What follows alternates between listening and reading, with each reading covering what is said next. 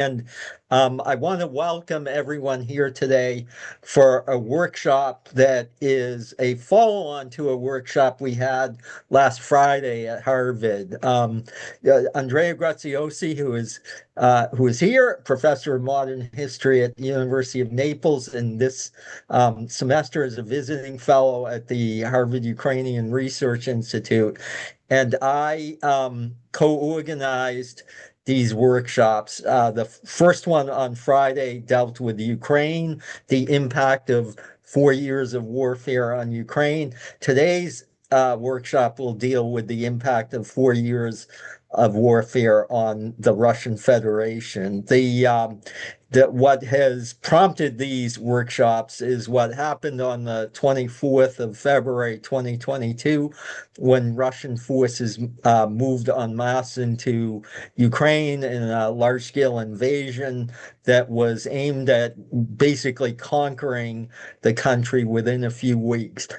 And instead of succeeding in that goal, Russia has really made very little headway over the last 4 years in advancing what it had already been able to seize. And the idea of these workshops is to see how the war and the circumstances surrounding it have changed Russia almost entirely for the worse. And the workshop is divided into four segments. I'll chair this initial session. Andrea will chair the next session, and the same tomorrow. I'll chair the first session, and Andrea will chair the second. And in this first session, we have three speakers. Henry Hale will lead off. Henry is a professor of political science at George Washington University in Washington, D.C., also the director of the Institute there for European, Russian, and Eurasian Studies. I think I have that wrong, That's right. but or European Studies. But in any case, the uh, he has published widely on the topic of Russian politics and authoritarianism. Second speaker will be Valerie Sperling, who is a professor of political science at Clark University in Worcester, Massachusetts, not that far from here. And she has also published widely on this subject that looks at, in particular, at the role of women in Russia and at male-female roles in Russia, has done a lot of interesting work on that in connection with the war.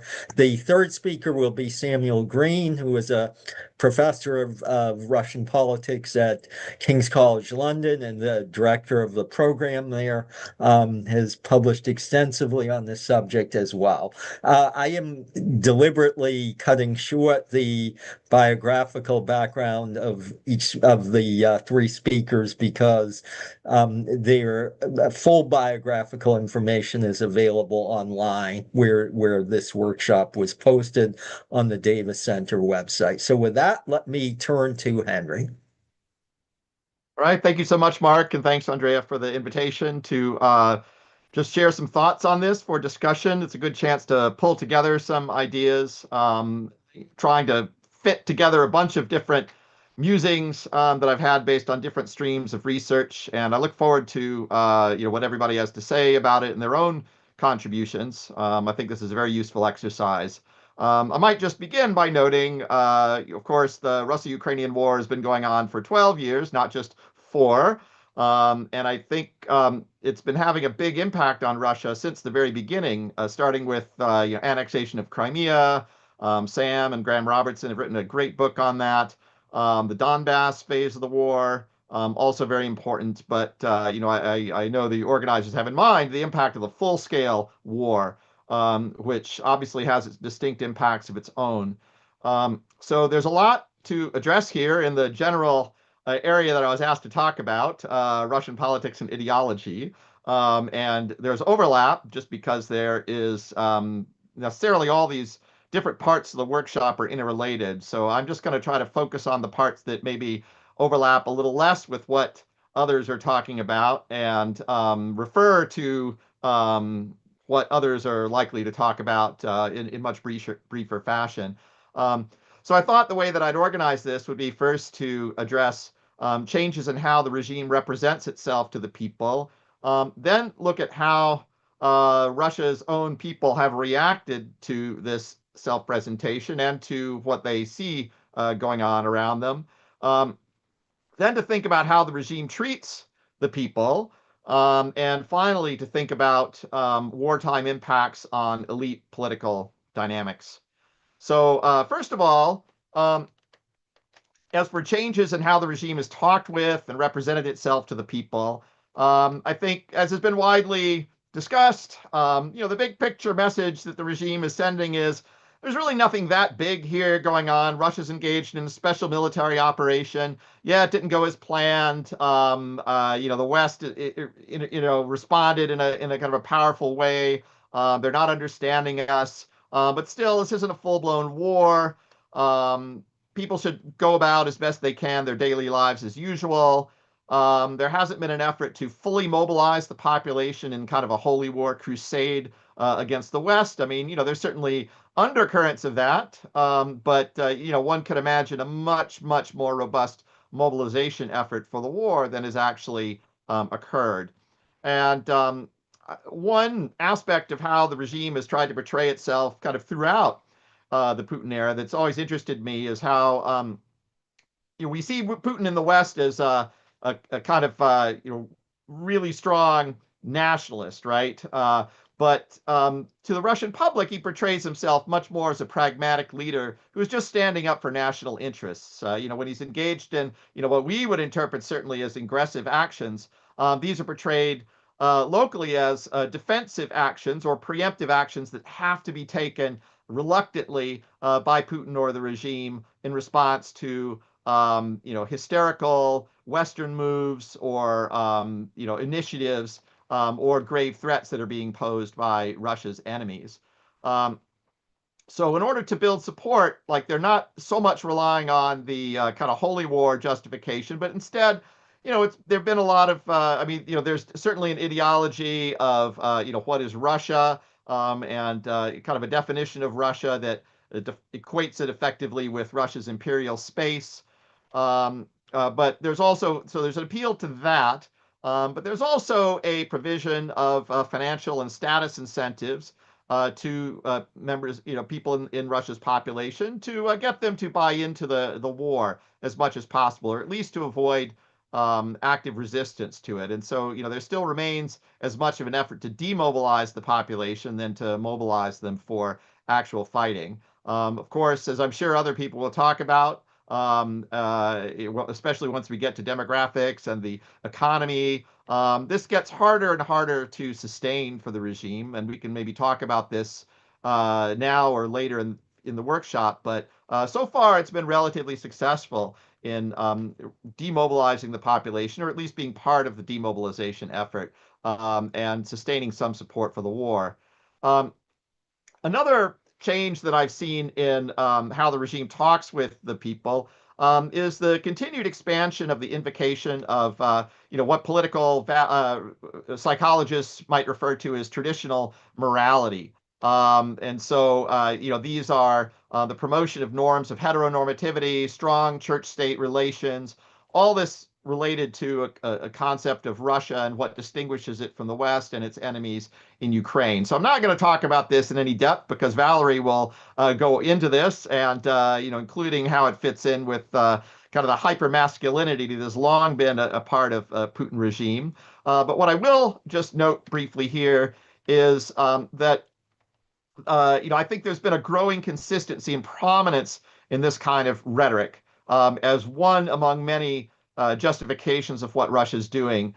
And so, kind of in Marlene Laruelle's terms, right, the regime has always been very pluralistic in the types of ideologies and ideas that it's cultivated. Each one has its own ideological ecosystem, idea entrepreneurs, oligarchs that support and finance the articulation and development of these particular ideological norms. But increasingly, this sort of traditional moral ecosystem is squeezing out the others.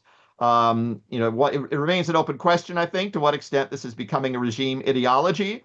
But I see increasing ideologization there. I think that's one of the big topics of ongoing research, which should be, to what extent is this really becoming systematized as a way of thinking? And to what extent is it not only being systematized, but going to squeeze out these other ideas that the regime has associated itself with in different circumstances? And to what extent have the population has the population responded to it? And I'll talk about that in a minute. Um, and one might also note that it seems to be part of a global trend and movement towards illiberalism as a norm. Um, so, how have people reacted to and perceived the regime, including these kind of ideological elements? Well, I mean, maybe the most obvious response was the exodus of many key opposition figures and just large numbers of ordinary people who didn't want to raise their kids in a regime that's increasingly tilting in this direction. I think Harley will probably talk about that more tomorrow, including some of the other implications on the population. I would note this is not a large share of the whole population, and to some extent, from the regime's point of view, okay, good riddance. Get rid of a lot of the troublemakers, and in that sense, maybe the regime itself is not bad off. Other than, as I think again, Harley will probably talk about, or correct me if I'm wrong, the loss of lots of skills that a lot of the people who were departing, had to contribute to Russia. So that's one reaction. Um, I've also spent a lot of time thinking about public opinion in Russia, so I wanted to highlight some key developments there. Um, so I think we've all probably seen public opinion polls. Levada Center continues to track public opinion. There are other innovative ways of measuring public opinion. The Russia Watcher project at Princeton, for example. But all these basically seem to show more or less the same thing, um, that support for the war has been mixed. It's been fairly soft. It's been rather conditional, but it is there. And that, at a minimum, that there are a large number of people in Russia who, are, not so opposed to war that they're willing to, do a whole lot about it. There's an acceptance of it. Um, and but it's not necessarily majority. For example, the first survey that I personally was involved in taking after the full-scale invasion in October of 2023, it's a big survey that we did with the Levada Center. It found that only 43% of the population actively affirmed that they supported continuation of the war. And if you asked about other things like support for mobilization, these figures were much, much smaller. Including minorities of people that supported kind of asked, okay, in retrospect, was this the right thing to do? This was not a majority that was actually supported. But I think what's often lost in the discussion, I mean, oftentimes in the discussion, there's this assumption that, okay, if Russians somehow understood that the war was bad, they might turn against Putin.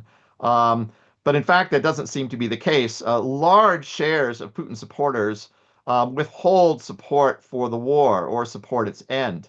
So, for example, in the same survey in October of 2023, this was a part of a panel survey where we had interviewed the same people in September of 2021 and December of 2021, and then re-interviewed them in October of 2023. And what we found was that only 48% of pre-war Putin supporters declined to back the war. So that's a large share. Almost half of Putin supporters kind of going into the war were not supporting it later. And most of those remain Putin supporters.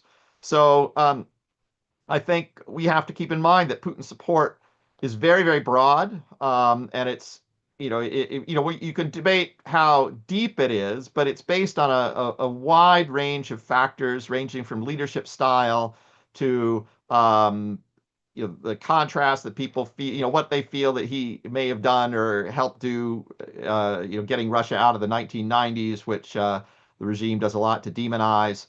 Um, and so just kind of turning people against the war, or people awakening to the horrors of the war and realizing what's going on doesn't seem to be enough to undercut support for Putin. Although, I guess if they knew more about the facts of what's going on, maybe that would be the case. But there are a lot of people that already don't support the war, and already, but still keep their support for Putin.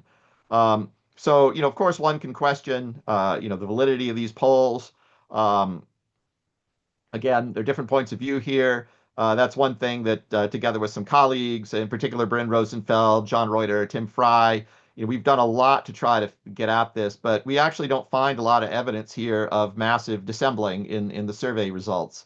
You have some differences that could be attributed to the wording of the survey, right? How directly and starkly, the ideas of war, or killing, or military invasion are used, or are not used. The people that actually seem to be lying in these questions about, do you support continuation of the war and do you support Putin, seems to be on the order of about, maybe 6-7% of the population. So that's significant, but not overwhelming. But again, research is ongoing on this. There are lots of different clever ideas that different people are using to adjust this. And so I'm aware of debates, and I think these are important questions going forward.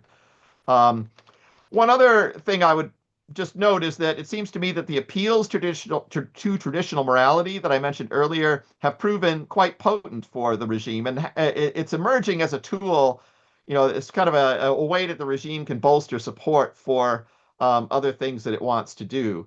So, the people who were monitoring the 2020 constitutional referendum, or not really a plebiscite, and the constitutional amendment process that allowed Putin to basically avoid term limits until 2036. That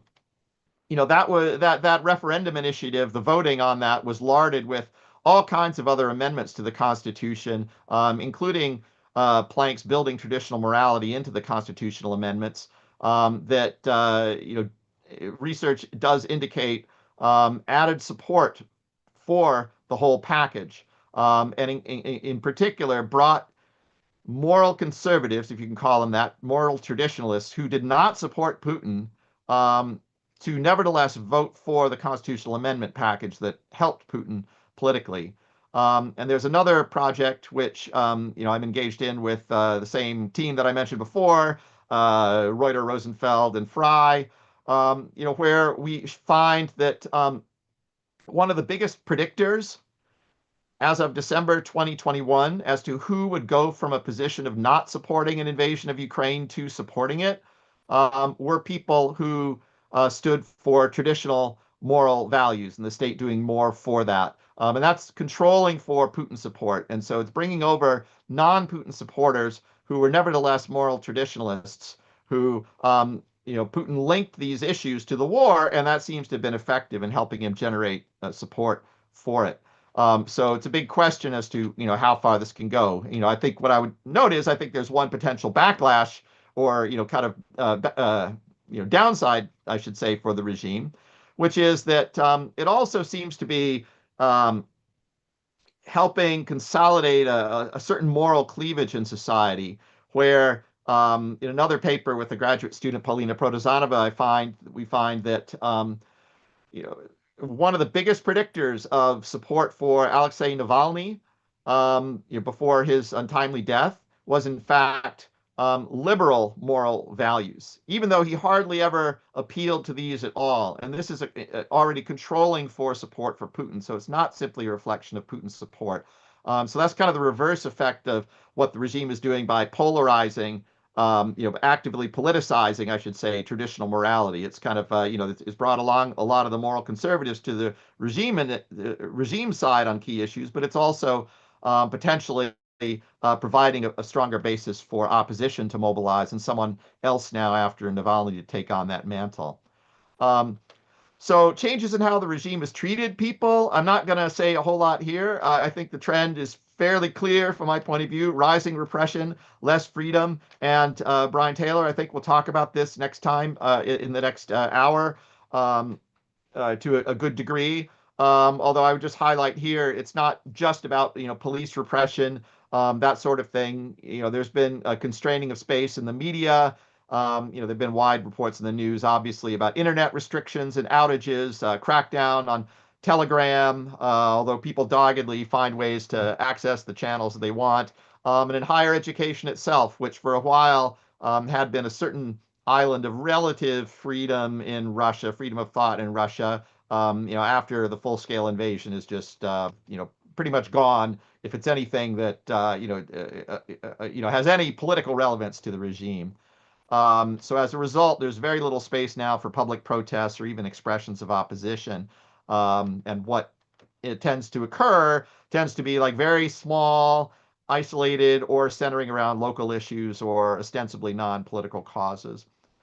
So finally, how has the war impacted elite politics? Um, I think, to my thinking, it's largely completed the process of consolidating the control of Putin's personal network over Russian politics. You kind of had like a lot of the last Yeltsin era networks or other networks that had some base other than just a connection to Putin, being squeezed out or removed, and then consolidating the groups that really were just very closely tied to Putin. And so I think what you have now in place is just one big dominant Putin network. And there are a lot of sub networks of elites kind of within the Putin network, but they're not kind of standalone sub networks, right? It's no longer a system where you have a bunch um, kind of power networks with Putin at the top as the arbiter balancing them. In fact, they're all part of his network with some personal, substantial, long-term connection to him. And within that, you do have, of course, sub networks, right? Like if you remove Putin, you would have, people who have their own networks left, but they're very fragmented. There's really none that kind of stand above the others in terms of status or power. Um, and it's not clear how many of them could even be able to operate autonomously as power networks. And so this poses a huge collective action problem for anyone in the regime thinking about orchestrating immunity or kind of interested perhaps in a change in regime. Um, and Putin has played on this, right? He understands the logic of elite collective action. He's been taking a page from the Communist Party of the Soviet Union handbook and having representatives of different sub-networks working together in different formal institutions or different projects to try to, kind of keep tabs on each other and make sure that none of them, that these cleavages among the elite don't, become evident enough to create real fault lines along which a regime collapse could occur. Um, I would put forth that perhaps the most potentially destabilizing elite development since the full-scale invasion is in fact the rise of what some people have called, Family 2.0 or the Putin family clan.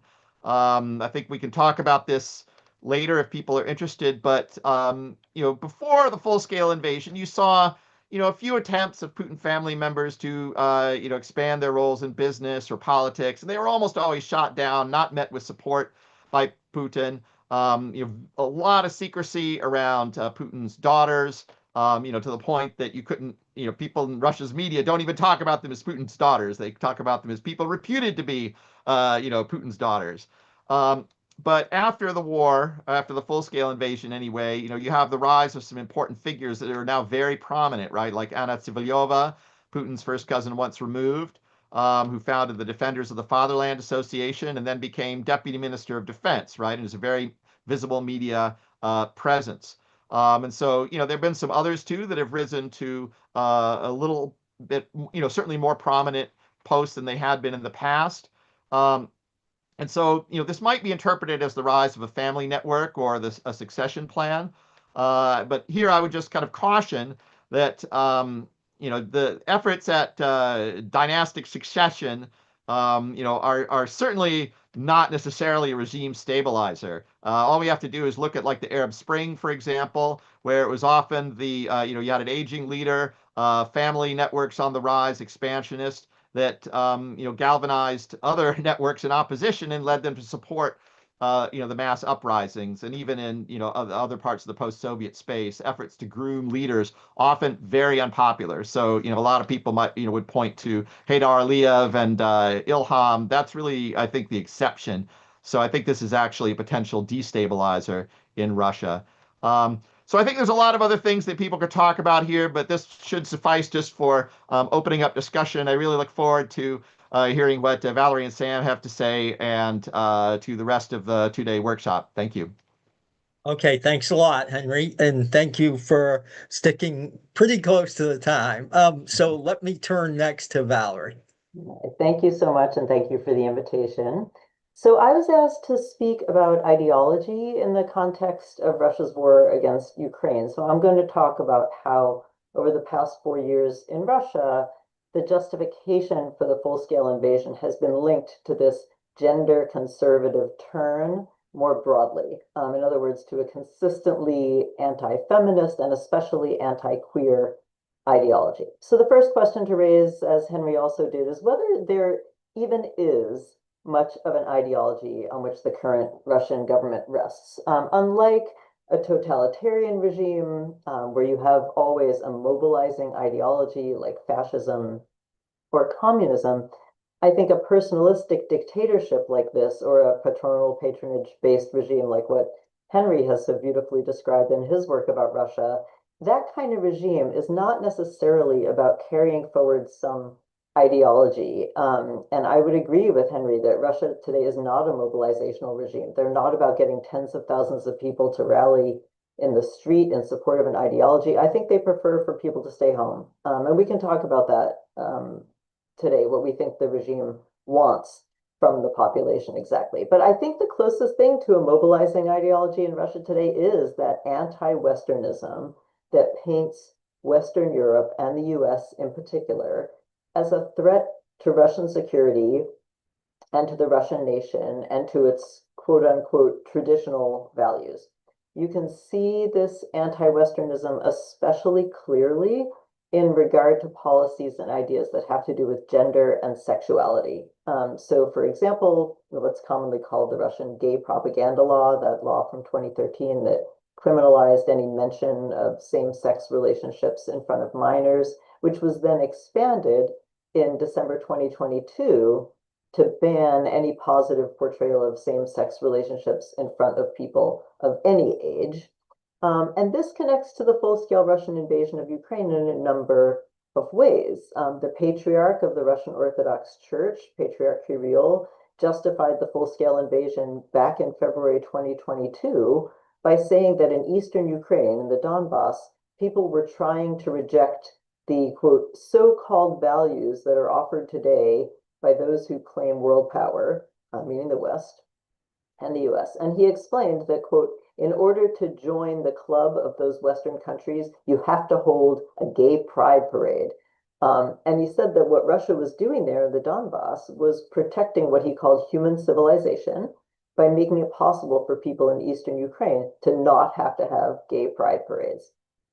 And after the full-scale invasion of Ukraine, Putin himself started making very queer-phobic and especially transphobic remarks, which interestingly, he had almost entirely refrained from making until about 6 months before the invasion. So, for instance, in his speech justifying the illegal annexation of eastern Ukrainian territory in September 2022, part of what he said was this, and I quote, "Do we want to have here in our country, in Russia, parent number one, parent number two, and parent number three?" And then he added this parenthetical, "They have completely lost it over there."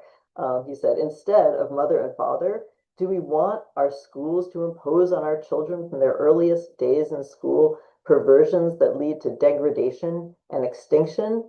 Do we want to drum into their heads the idea that certain other genders exist alongside women and men and offer them gender reassignment surgery? Is this what we want for our country and our children? This is all unacceptable to us." So it's notable, I think, that he's talking about this explicitly, right, in the context of illegally annexing parts of Ukraine. Similar ideological justifications for Russia's war on Ukraine continued. In January of 2024, for instance, the governor of St. Petersburg posted a message on Telegram about meeting with Russian soldiers who had been wounded fighting in Ukraine.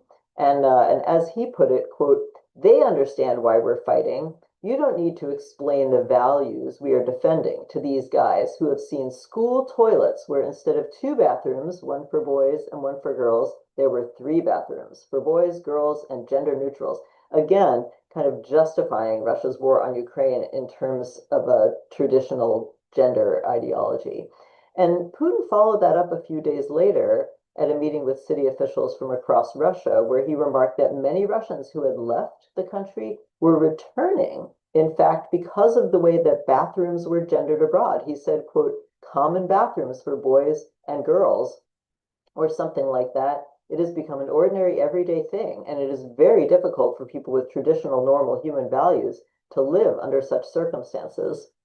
I guess that sets aside the fact that most people's bathrooms at home are kind of for boys and girls or something like that.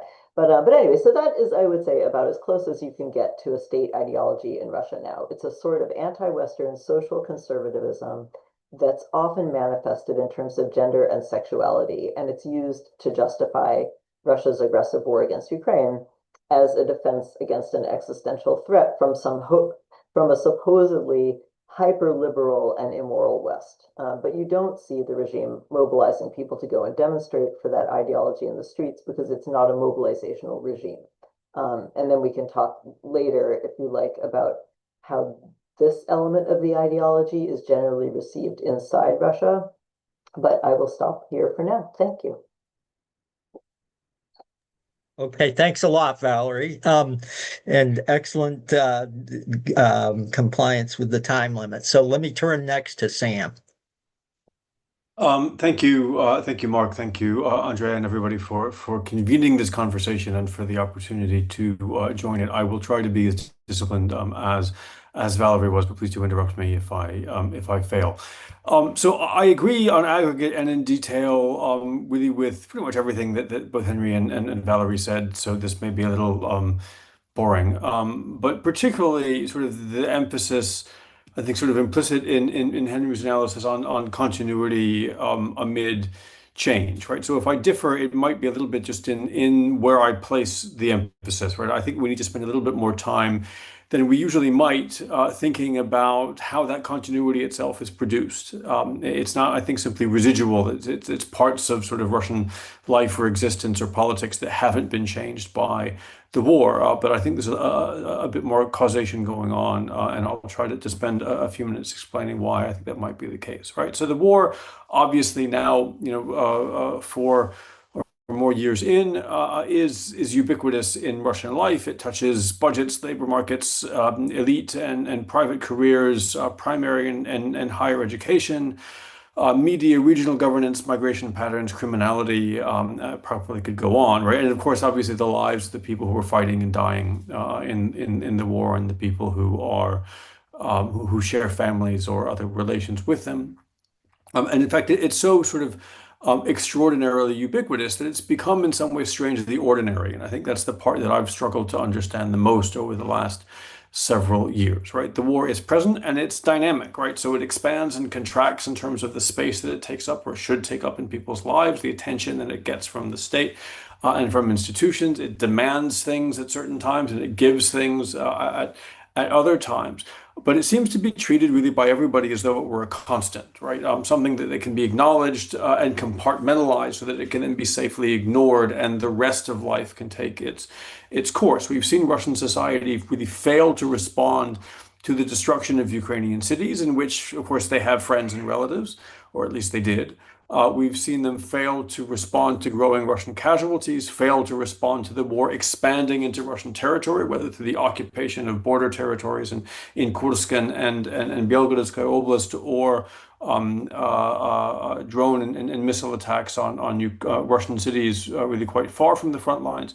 We've seen them fail to respond to mutiny, fail to respond to economic hardship. And I think that really isn't passivity, right? That degree of sort of equanimity in that context requires work. I think the Kremlin can take some of the credit for that. It has worked very hard, as Henry described, to keep the war from becoming socially transformative by limiting what it demands from ordinary citizens in terms of mobilization, in terms of participation in the war, and really allowing participation to be broadly voluntary, at least in its material aspect. Citizens, though, I think can take most of the rest of the credit, doing what they often do in Russia under pressure and have done really for decades, right? Withdrawing into private coping strategies, defending those strategies against external threats, including threats by the state, and orienting themselves towards performative political allegiance in order to project a kind of normalcy, of trustworthiness and reliability, not up vertically up to the state, but horizontally to their interlocutors, friends, colleagues, relatives, the people whose trust they rely on to get through life. In other work, I've referred to this as aggressive immobility, and it's something that I think we're seeing again now in Russia. Elites, although this is not my bailiwick, but I think have broadly done the same, right? While the people that we used to call oligarchs, and probably should stop calling oligarchs, have become radically less autonomous and thus less agentic than they were prior to February 2022. They've continued to pursue the kinds of patronal strategies that Henry's done so much to elucidate for us, and to live by the same basic sets of expectations that governed their behavior before, despite the effects of the redistribution and concentration that the war has created, and again, that Henry was talking about a few moments ago. So that leads us to the question of ideology, and it is, I think, here where in some ways things do feel really new. Right? I agree that we see a more consistent and a coherent official language, the use of which is more sort of encompassingly mandatory. It's harder to escape.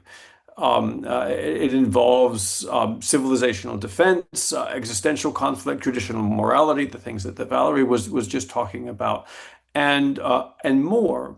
But to me, it looks and feels more like sort of I don't know, a hegemonic discursive field rather than a real ideology, right? So this hegemony, discursive hegemony, disciplines expression, right? It makes it very difficult for people to speak otherwise and to speak in other terms. It narrows what can be said. It requires certain things to be said in order to signal loyalty, and it justifies policy post hoc. But it does less to organize elite behavior, to help elites compete or predict what trajectories might be taken within the regime structure. It doesn't provide predictable rules or really articulate a credible or self-sustaining vision of the future, right? All of the things that we would expect from a real ideology, or at least that I would expect. So if we take these two things together, right, on the one hand, sort of an effortful compartmentalization of the war, both by the state and by the citizenry, and a purpose of defense of normality, right, together with an adherence to an increasingly restricted and restrictive language, but a refusal to really allow that language to become genuinely transformative, right? If there is an ideology, it's not a transformative ideology. Where does that leave us, right? On the one hand, it does, and this comes back to the issues of public opinion that Henry was talking about. It leaves us with a population that is available to support the war and perhaps more aggression but beyond it, right? It's difficult to look at the data and look at Russian behavior and Russian public opinion and see where the limits are, right? So while I agree with Henry that we shouldn't mistake expressed support for genuine support, we also shouldn't mistake shallow support for the foundations of sort of discernible, principled resistance, even if that resistance is hypothetical and off in the future. I don't see that in what we've observed. On the other hand, it does, I think, leave us with a picture of politics in which compliance with what the regime wants, as was true before, right, is mainly procured horizontally rather than through vertical imposition or extraction. I think it's true there is more fear in Russian politics than there used to be, and we'll hear about repression.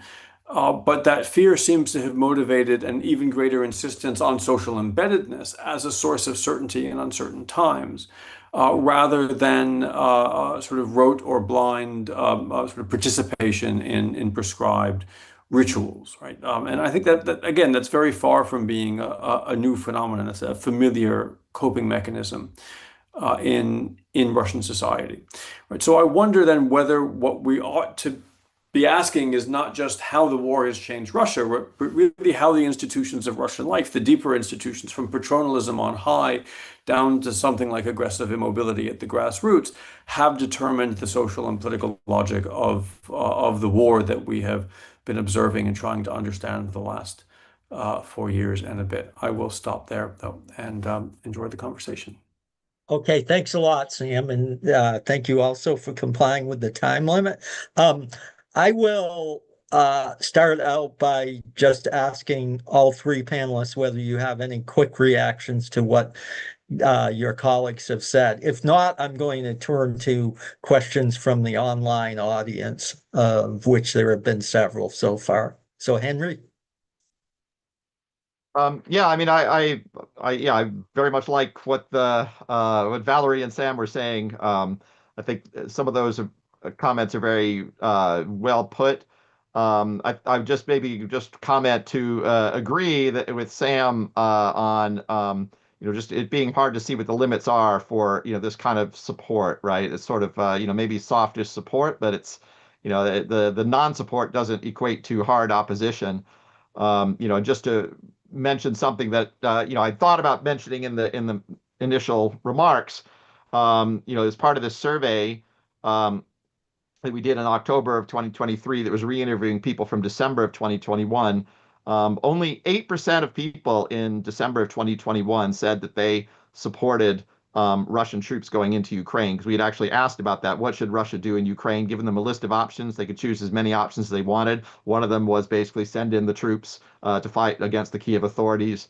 8% only supported it, and only 9%, so just a little bit more, supported even armed intervention. But then again, within 2-3 months, we see 40, 50, 60%, depending on your measure, supporting the ongoing war.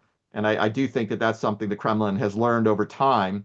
In the foreign policy space, it has a lot of room to build popular support, right? I mean, Crimea, there had been support for incorporating that into Russia beforehand, but the support afterwards was much greater. Support for the Syria intervention, back, I think it was 2016, also low beforehand, but high after. But the interesting thing is, I think that's in contrast to socioeconomic initiatives, right? Like the pension reform generated the backlash, cash for benefits. But it seems like on foreign policy, the regime does have a lot of leeway. And so it's interesting where the pushback, if to what extent or where the limits to pushback would be. Yeah, let me just quickly mention that with regard to Crimea, there was a poll done, I think it was by the Levada Center in 2013, I think it was in July, and showed 16 to 18% of Russians supported Russian intervention in Crimea. By within 8 months or so, it had gone up to 95% or so applauded Putin's action. So I think it's, in that regard, and that has stayed pretty consistent, that level of support. Let me turn next to Valerie. We don't have that much time, so let's just go to questions. Okay.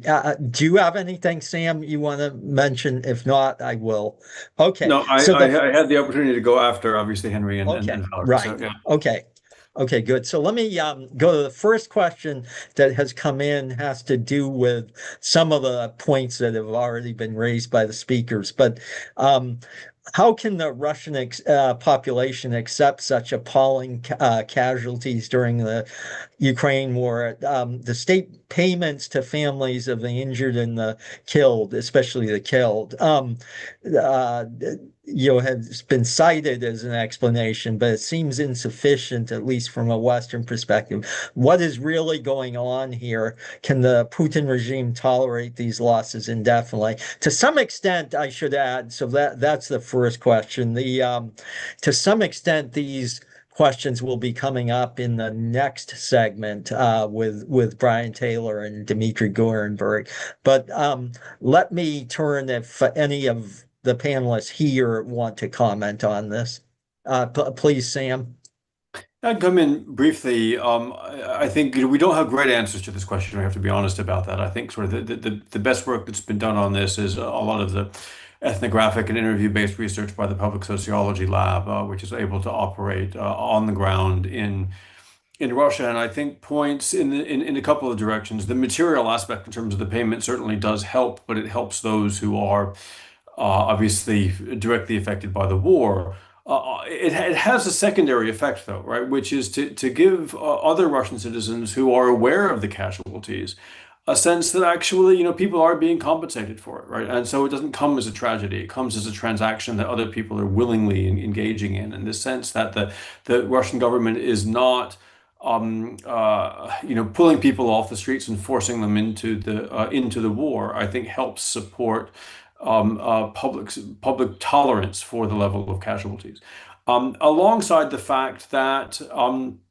Well, a couple of facts, right? The people being recruited into the war, broadly speaking, come from marginalized communities, which is true in lots of countries, but particularly true in Russia, and so are not sort of visible in mainstream spaces, geographical spaces, and media spaces. But also, there's this, I think, sense that we don't. The government has done a very good job of managing what happens then to the walking wounded, right? So if you think back to sort of late Afghanistan or the wars in Chechnya, you would have wounded veterans finding their ways into the streets of Moscow and other major cities which again confronts people with the reality of the war. The Kremlin's done a very good job, for reasons others may better understand than I do, of handling that. Okay, Henry, did you want to comment too? Yeah, I could briefly say, yeah, I mean, I agree with what Sam has said. I think one, just the idea of material payments, in part, I mean, it's sort of a response, it strikes me, to just how destitute a lot of Russian society is. Um, you know, Young men who kind of maybe don't have a lot of aspirations for their lives can kind of go off and do this thing and think they're providing for their family, and they're provided a place of honor in Russian society. The government talks about making war veterans the next elite in Russia. So if you die, you have this honored place, and you've set up your family for life. But if you survive, then at least the regime promises an important place for you. Whether or not that's to be realized, we have to see. So I guess I think it is a little more than just kind of payments, right? It's not just a cold transaction, but I think it's kind of a complex of these phenomenon. Plus the idea that just having a relative die in war, on one hand you could be really angry at the regime for having caused that death. On the other hand, there's the logic of may he not have died in vain. And so, that can kind of have a reverse sort of psychological effect that I think probably is operative out there. Valerie, if you could comment on the way this issue, the whole question of payments has been presented, to basically demonize females who have received the payments. I'd be curious to hear what you have to say. But if you have other comments I too. do. Okay, yes. So I mean, there certainly is that, that women who look on dating sites to try to find Russian soldiers and Ukrainians so that they can benefit from the death payment or whatever. That is certainly out there, and women are certainly demonized for that. It's, such an old trope about gold digging and so forth in unsavory circumstances. But I had two other thoughts trying to address this question of how and why is the Russian population accepting these appalling casualties. One is, I think, the suppression of groups that otherwise would have been mobilizing. When you think about how much work the Committee of Soldiers' Mothers did in Russia during the Afghan War, during the wars in Chechnya, they're not really in a position to do that kind of organizing now. And also, even if you just think about something lower level, like networks of mothers or wives who have lost their partners or their kids in the Russian military in the war, you're not allowed now to criticize the military. You can get a long-term jail sentence for saying for criticizing the war. So I can sort of understand why people aren't mobilizing and speaking up about that. And then but the other thing I would say is Medusa put out an interesting piece of investigative reporting the other day about corruption and these payments that soldiers are, ostensibly getting, like the high salaries and the payments there, like sort of the bonuses that they're getting to go to Ukraine. And this reporting was showing that repeatedly unit commanders are demanding large bribes from their soldiers if the soldiers don't want to be sent on a fatal mission. Of course, you never know what mission is going to be fatal, but if you want to avoid, the the more fatal missions, you have to keep turning money over every single time to your commander. And they also showed, I don't know how they got this information, but they also showed that sometimes the commanders will take the credit cards and the bank cards from soldiers before they go out on a mission, quote, for safekeeping, take the person's phone and then empty their wallets and their bank accounts if the person dies. So what I wonder about, corruption is something that has managed to get a lot of people into the streets in Russia, in relatively recent years. And I wonder if more information about that gets out, whether that might eat away at some of the passivity around just getting the reward and staying silent. Okay, thanks very much, Valerie. That's an issue that I hope Brian and Dimitri will deal with in the next segment. Let me turn to the second question, which is primarily for Henry, although others are welcome to comment on it too. But this is a question about the nature of the polling surveys that you have done, I believe, Henry, or that you and your colleague, the three colleagues of yours that you mentioned have been involved with. I know you haven't done it directly, but you've commissioned, I think it's a Levada Center to do it. And so can you comment on who it actually is carrying them out, where the funding is coming from, and also the questioner refers to I believe, U.S.-based academic who cited grossly outdated data to try to put a positive light on Putin and the army, and is concerned that perhaps that the support that you're finding is similar. I can attest that Henry actually is very methodologically sophisticated and wouldn't do such a thing. And the person that is in question here is very different. So let me ask Henry to comment on these issues. Oh, sure. Thanks. Yeah, the survey it was conducted as part of the Russian election studies surveys, which were kind of a long-standing survey series originally founded by Bill Zimmerman and Tim Colton in the mid 1990s, and they're conducted every year that Russia's had, or every election cycle, I should say, since that time, and they've traditionally, but not always, depending on funding, involved a panel element. And so, the one in 2021 was originally timed around the 2021 Duma election. So that's why we raised money from the National Science Foundation, which funded it. So the U.S. National Science Foundation, United States. And it provided for a very large sample because we had intended to then re-interview those people, sort of, first interview them before the election, then after the election in December, and then to re-interview them again after the presidential election that was scheduled for 2024. But after the full-scale invasion, we decided to go ahead and accelerate the plan. And so it was the National Science Foundation funding, plus just some funding from our own, research accounts to fill a few gaps. So from our own universities. But yeah, they're all carried out by Levada Center. Okay. There are a bunch more questions, so let me get to as many as I can because we're rapidly running out of time. There is another one on explanation for support here, which there's also been a request from a member of the audience for people who are in front of cameras and are not speaking to turn off the cameras. I mean, I don't think you need to look at what you don't want to see. So, but let me ask. So this is stand.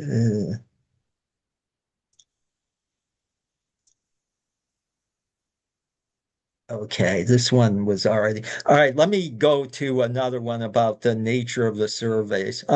Given the draconian laws that were passed on the 6th of March, 2022, just a couple of weeks after the large-scale invasion began, and the fear factor that Valerie and others mentioned, that people have not been allowed to comment.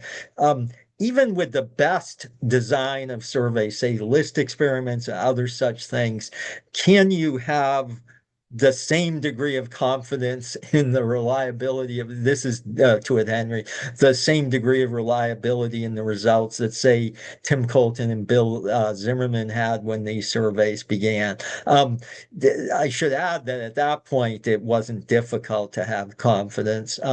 Now it is, but how much lower is it, Henry? Yeah, I think we always have to take into account context. Even in totally different circumstances, right? You always have to take into account things like how the question is worded, how people are going to understand it, social desirability pressures people might feel. I think it would be naive just to treat all responses the same. So the way I look at it is this is a research question.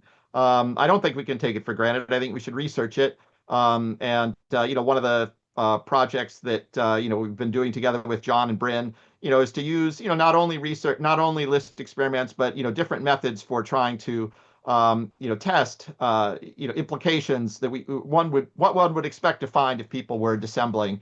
Among other things, what Levada Center tells us is that the response rates for their inquiries, right, haven't really changed. The patterns there haven't changed as of 2022. So these are all things that one would expect. With the large panel survey, one of the things we were able to do was to see, out of this 3,000 people that we interviewed in December of 2021, what were the patterns of attrition, right? Who then, like a year and a half later, were we able to get and not get, and see how that deviated from the patterns of attrition from the previous waves. And it didn't really differentiate. And one interesting finding was, in fact, that people who were critical of Putin before the war actually were more likely to be re-interviewed. So it seems that maybe for some people there's a desire to be heard in these kind of settings. Small effect, but it didn't seem to be going dramatically in the opposite direction. So so far I have not seen strong evidence to suggest that these results are completely wild, unrelated to reality. But I think we just have to take them in context and treat them with the due with due caution. And in dialogue with ethnographic research, right, like Jeremy Morris and a lot of other people have done, that I think adds great context for how we should be interpreting these things and maybe wording our own questions. Okay, thank you, Henry. Next question is for Valerie, which has to do with the exploitation of homophobic sentiment in Russia, which, as you know, Valerie, was already strong before the war. And so, how much do you think that the regime's deliberate efforts to present the war as having been an effort to curtail Western expansion of homosexuality in Russia and homosexual propaganda in Russia? How much of that do you think is a product of the war per se, or simply a regime that wants to present the West as all menacing and threatening? Yes, it's a good question. So my colleagues, Alexandra Novitskaya and Janet Johnson and Lisa McIntosh Sundstrom and I have done some looking into this question by kind of disaggregating the conservative turn, the gender part of the conservative turn, into what Putin says about gender equality and what Putin says on LGBTQ rights.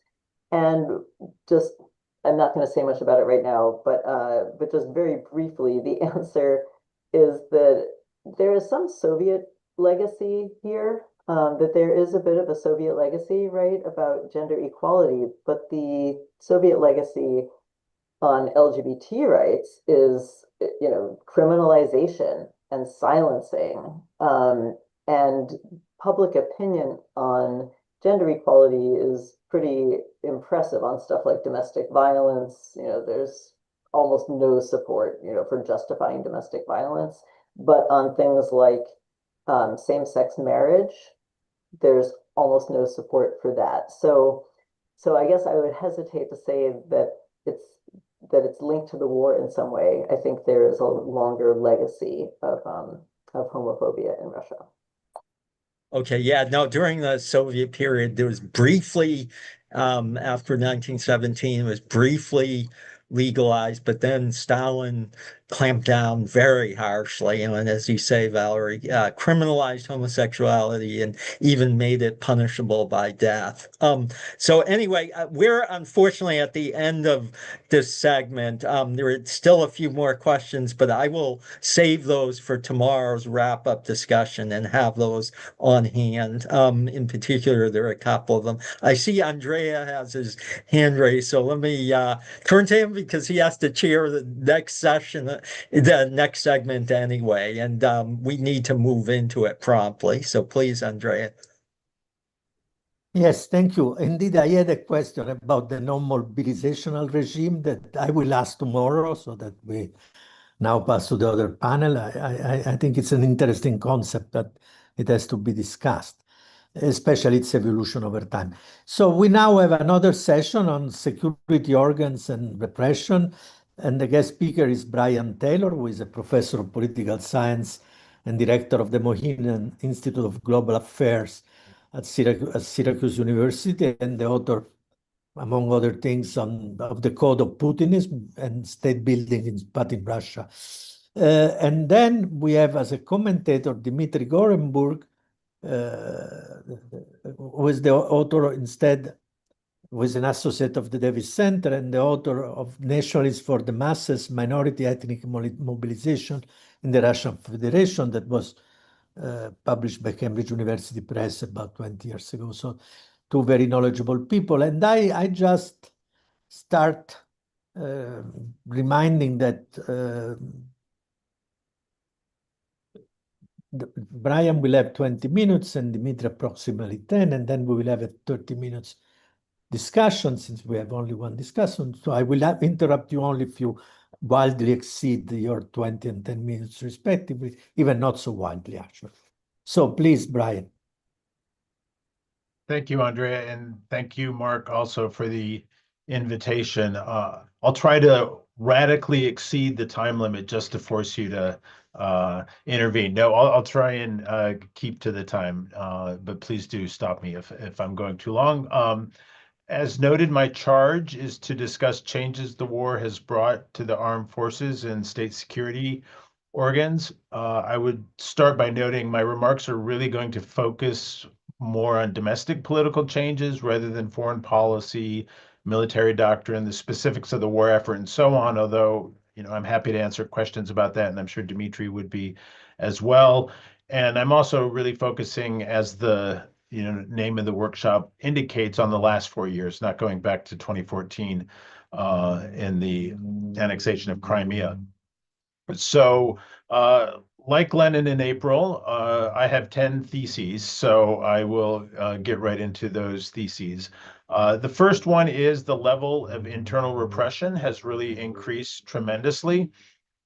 Security and law enforcement organs have notably increased the use of a series of laws on extremism, terrorism, treason, discrediting the army, undesirable organization, foreign agents, just a whole host of laws. If we just take one example, prior to 2022, the number of criminal cases a year on treason was around 10 to 15. Now there are hundreds of such cases every year. Organizations such as the Council of Europe, the UN, the Russian NGO OVD Info have put the number of political prisoners in Russia in the low thousands. This repression against average citizens, for the most part, remains what I would call low intensity, by which I mean the use of fines, detentions, and jail time. And these low intensity efforts, as we kind of heard in the last session, have been successful in demobilizing any opposition that might exist among society.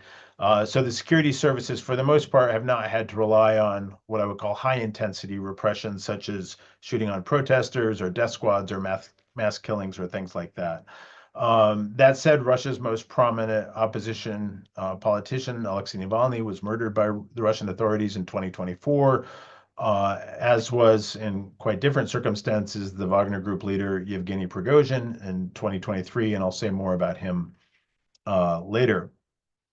As Henry mentioned, restrictions on social media and the internet have increased tremendously, especially really over the last few months with the efforts to close down or restrict access to Telegram, internet shutdowns that are affecting not just the regions, but Moscow and St. Petersburg. And it seems reasonably clear from reporting that this initiative to crack down on the internet is coming from the Federal Security Service, and they're the driving force of this clampdown. Just to summarize this first point, I think it's assumed by most experts that the capacity of Russia's force structures to deal with maintaining internal political order remains robust, despite the Prigozhin mutiny when most security structures remain mostly neutral. Second thesis, repression against elites has escalated, increasing uncertainty and fear among both political and economic elites. Last year, there was the suicide of the transport minister and the former governor of the Kursk region, Roman Starovoyt. I think that's, by my count, the first suicide by such a high-ranking Russian official since the Soviet collapse. And I think one notable thing about this episode was that prior to the suicide, which seems to have been brought on by an imminent probable arrest on corruption charges, Starovoyt was assumed to have reliable political protection. It's called a krisha, or a roof in Russian, from one of Russia's most powerful business groups, that of the wrought brothers, who were childhood friends of Vladimir Putin.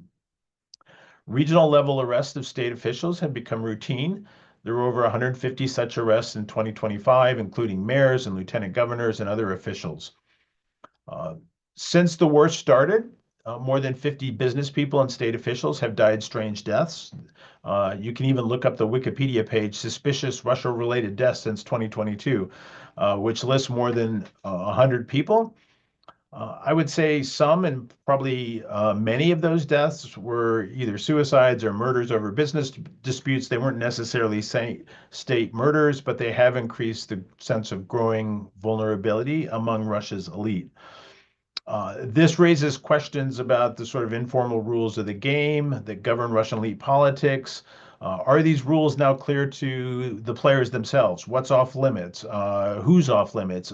Is there anyone who's untouchable now in the new political environment? I would also sort of say on this point, due to the risks of opposing Putin in the Kremlin and the high economic and political costs of trying to immigrate, the elite by and large remain loyal. Some Russian political analysts have characterized this loyalty as negative loyalty, more about the absence of alternatives rather than necessarily strong positive loyalty for the war, Putin's policies, but certainly the elite remains largely cowed, I would say, or supportive. All right, third thesis. The security and law enforcement services have been conducting a large-scale redistribution of property since the start of the war. This so-called nationalization drive has involved the Procuracy, the Federal Security Service, the Investigative Committee, the Ministry of Internal Affairs. It's unclear, at least to me, what role various civilian officials play in driving this campaign, but certainly the different force structures have all been involved in this, at least the law enforcement structures. This, in some ways, is a longstanding goal for Putin. He referred to the nationalization of the elite, at least as far back as 2002. And by that, he meant the elite should bring their economic assets back to Russia. And the full-scale war in Western sanctions have, in some sense, made that possible. So we are seeing this campaign. Many of the targets of this property risk redistribution have been various forms of sort of unpatriotic business people, those who might have dual citizenship, those who might be living abroad, those who might have offshore companies that they're in charge of. And then on the flip side of the process, the big winners from these nationalizations tend to be people who are close Putin associates. So this would be people like Yuri Kovalchuk and his network, the Rotenberg brothers already referred to, Nikolai Patrushev and his son, who's a government minister. Patrushev was longtime head of the Security Council and very close to Putin, and Sergei Chemezov, who's head of the military-industrial state corporation Rostec, and also an old KGB associate of Putin's. This speaks to the point that Henry made earlier about how all the networks are sort of more or less loosely connected, or in some cases quite tightly connected to Putin. All right, fourth thesis. The FSB, I think, is believed by most analysts to have maintained its dominant position, the creme de la creme of this Siloviki. So the Siloviki, that refers to all the different military security and law enforcement structures and people with those backgrounds. And I think the FSB, prior to the full-scale invasion, was in a dominant position, and it remains so, and probably even more so today. It's really, despite its name, much more than an intelligence and counterintelligence organization. It plays an important role in the information space, in the economic space, and in the domestic political spheres. Fifth thesis. The position of Sergei Shoigu, the former Minister of Defense and the current Secretary of the Security Council, looks increasingly under threat. So Shoigu was dismissed as Minister of Defense in 2024 after Putin's reelection. And since that time, multiple members of his team, quite a few people from the Ministry of Defense and older associates of Shoigu, have faced criminal prosecution for charges such as bribery, embezzlement, procurement fraud.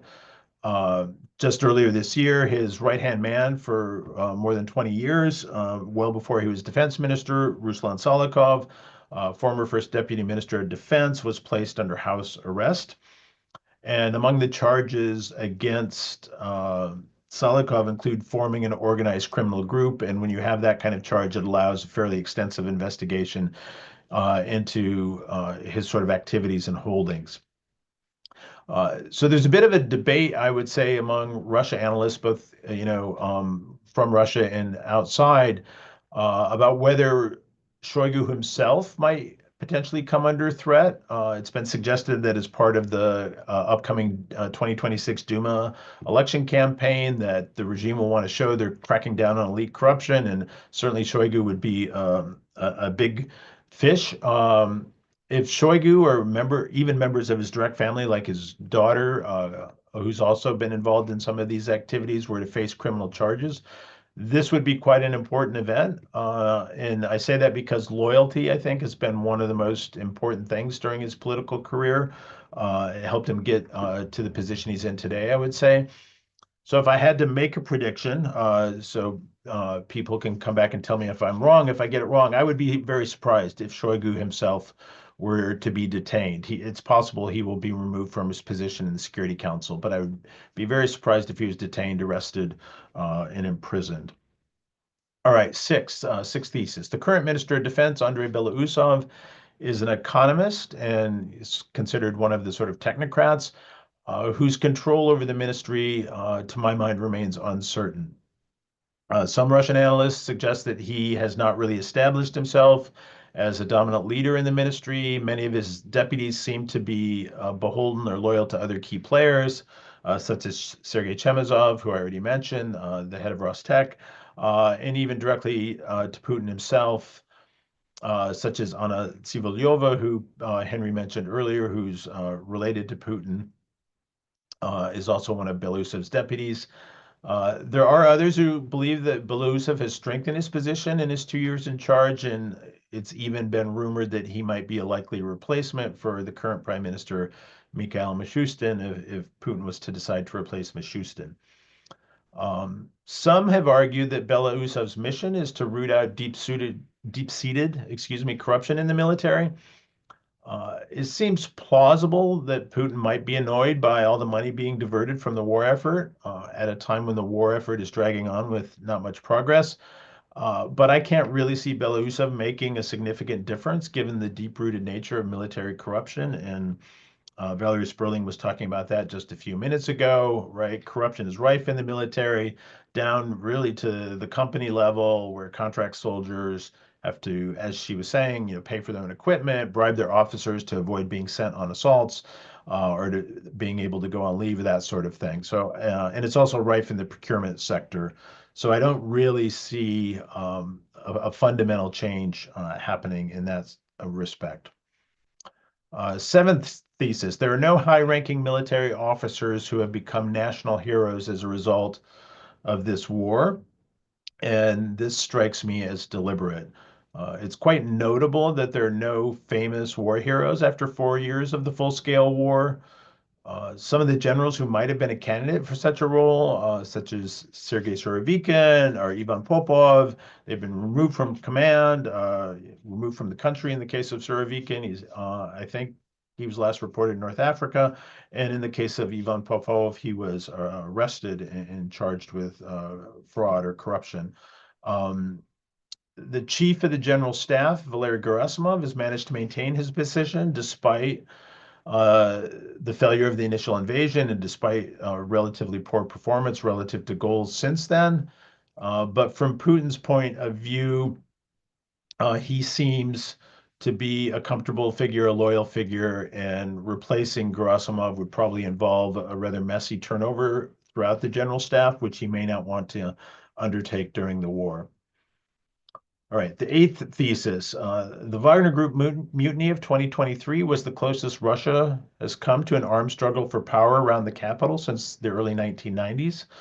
I think Prigozhin was probably a unique figure. He was allowed to maintain his own army, more or less, his own media apparatus, and his own business empire. And I don't think after this mutiny, Putin will make that mistake again with any other, elite member. The only possible exception I can think of to that rule is Ramzan Kadyrov, the leader of Chechnya, but that's a rather exceptional circumstance with respect to Kadyrov. In terms of the broader lessons of the mutiny, even 3 years, close to 3 years later, I think they're somewhat unclear. Obviously, Prigozhin was killed a few months after the mutiny, and it certainly sent the message that crossing Putin can be fatal. On the other hand, the relative lack of response of the various force structures during the mutiny sent a signal that the system might be more brittle and Putin more vulnerable in a crisis than some people might have expected. Ninth thesis, the phenomenon of Russia paying massive sums of money to recruit soldiers is unique in the country's history. So the Russian political scientist Ekaterina Shulman made this observation a couple of years ago that historically Russia has been short of money but had plenty of bodies, right? In the past, Russia or the Soviet Union could simply conscript as many people as they needed, men as they needed for war, and money was relatively scarce. In this war, it seems it's the opposite. They don't have enough people, unemployment rates like around 2%. Hundreds of thousands left the country. Hundreds of thousands more have been killed or wounded. But in this war, right, we have the opposite situation, which leads to these rising bonuses for signing up, death bonuses for families whose children or husband are killed, that sort of thing. What the consequence of this sort of change, where there's this very high financial return from enlisting in the army and going off to the front, will, I think, only become clear after the war, when such large payments for poor and working class Russians to become contract soldiers, I presume, will not be available at the rate that they are now. And 10th and final thesis, and this is a thesis about lack of change. The fundamental nature of the Siloviki, the various power ministries, hasn't really changed because of the war, both at the individual level of the different agencies and individual personalities and the group level. So many of the people who we associate with this sort of group of Siloviki who came to power with Putin are still there in important positions. This would include Alexander Bortnikov, who's been head of the FSB since 2008. Long rumored that he will be stepping down, maybe that he has medical problems, but it seems he's staying around. Sergei Narishkin, who's the head of the Foreign Intelligence Service for a decade now, he's still there. Viktor Zolotov, who was a bodyguard for Putin very early on, actually a bodyguard for Yeltsin in the late Soviet period, is head of Rosgvardia, the sort of Russian National Guard, internal Praetorian Army since its creation in 2016. So he's been there a decade. Nikolai Patrushev is no longer in a sort of plum top official position, but he's still a permanent member of the Security Council and quite influential, I would argue. And Alexander Bostrykin has been head of the investigative committee since its creation as an independent organization in 2011.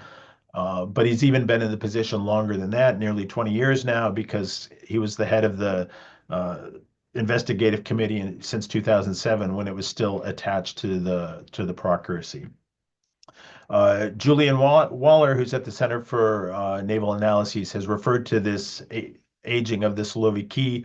All of these people I just named, like Putin, are over 70 years old, as securitized boomerism. So at the collective level, right, that was at the individual level, but at the collective level, the Siloviki are still internally divided, right, along both organizational lines, right, the FSB, the Internal Affairs Ministry, the Procuracy, the Investigative Committee, they often are at odds with each other.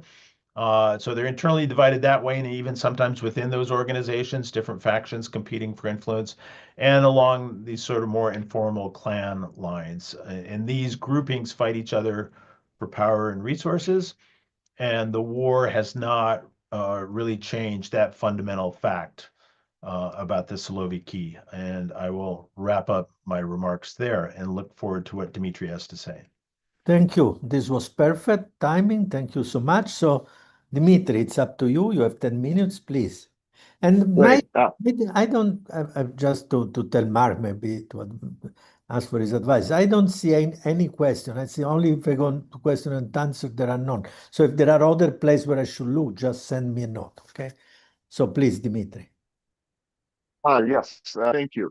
So what I'm going to do is I'm going to just say a couple of words on the military and how it's changed in the war, and then I have some just kind of reactions and questions to Brian's remarks, kind of more in the role of a traditional role of a discussant. So in terms of the military, I think one question that we have to sort of think about is, has the war made the military more or less effective? Uh, not, I don't, I mean, for war fighting, but also as an institution, right? So, there are, I think there are arguments in both directions, so we don't know I don't think we fully know what the answer is. Uh, on the, on the one hand, we have a situation where the operational leadership of the military since the war began has been turning over very rapidly. So if you look at the heads of military districts, operational commanders, armies, and that sort of thing, we see just the the the length of tenure went from an average of around 3 years before the war to an average of around 1 year now, over the last 4 years. So that has a potential of weakening military cohesion, right? People are coming in, they don't have the time to form their kind of their works, whether it's for good or ill, as far as effectiveness, right? For patronage, but also in terms of knowing how to do their jobs effectively and being able to command effectively and that sort of thing. So that's one side. On the other side, we have a potentially more effective military where, on the leadership side, the war has been a natural selection process where ineffective leaders to some extent have been weeded out through being demoted, being fired, a few cases being arrested. So that's that's that. The people who are left may become more effective as leaders. You also have a war experience in war can create accelerate bonding among the officer corps, right, going forward. So that could create a cohort of leaders who all have a common experience, and so that creates a more effective institution down the road. So we'll see how this evolves over time.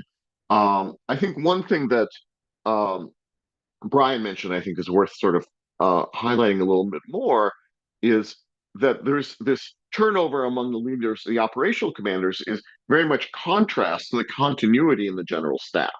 So all of the senior leaders in the general staff had been in place since at least 2018. I mean, including deputies, director chiefs, and that sort of thing. Uh, so if Gerasimov is to be replaced, I think you will see a great deal of turnover going beyond that, and that sort of speaks to what Brian was saying.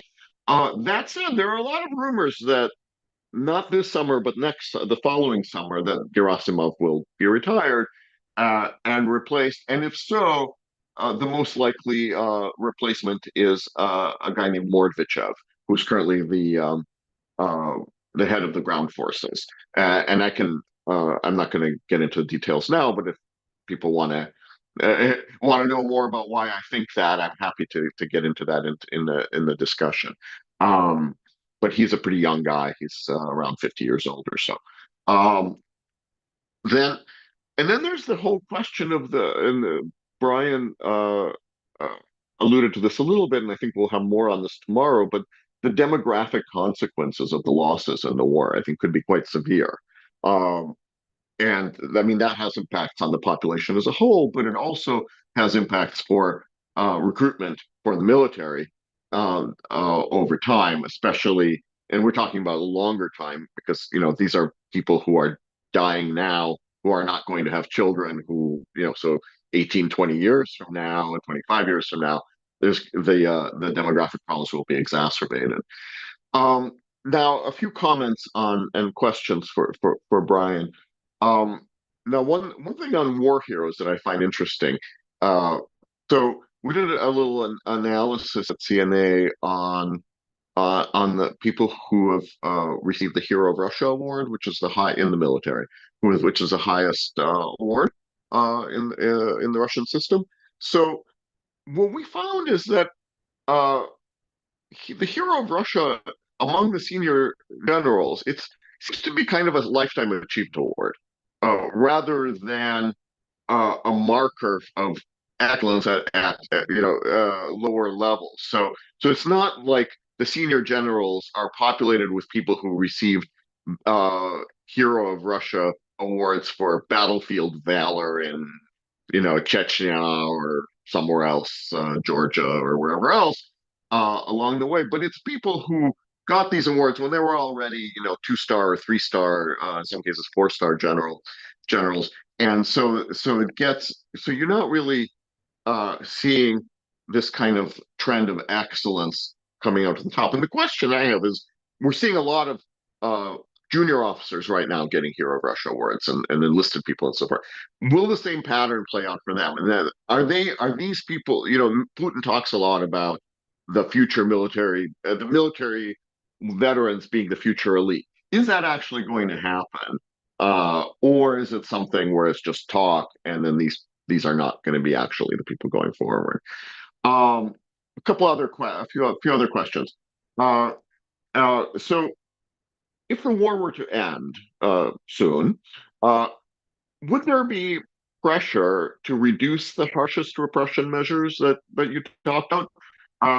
And how would the leadership react to that? I mean, this talk coming from the population. This relates to maybe some of the things Henry was saying as well.